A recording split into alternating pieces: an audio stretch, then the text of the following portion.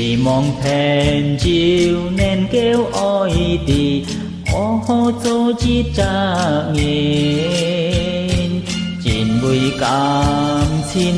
mê ăn năn tết buồn dìm xe dịt đêm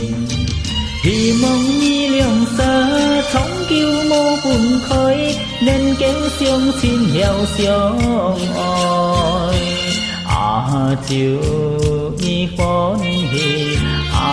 chiều nhi khói xin thì mong nhi heo xiông xin xiông ôi theo chun kêu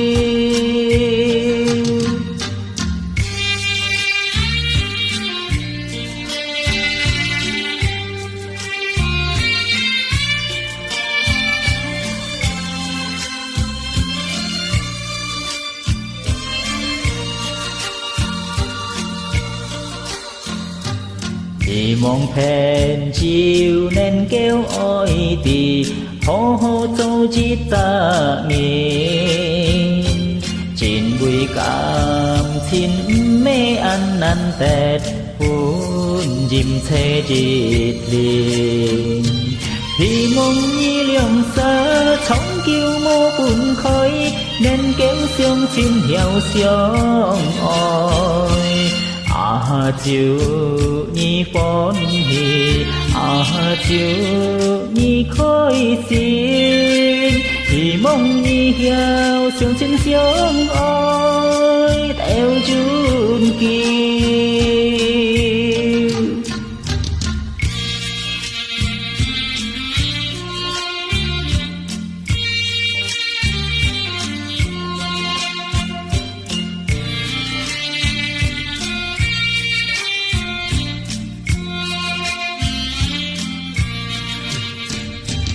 thì mong nhi liều xa thống kêu mô buồn khói nên kéo xiông xin heo xiông ôi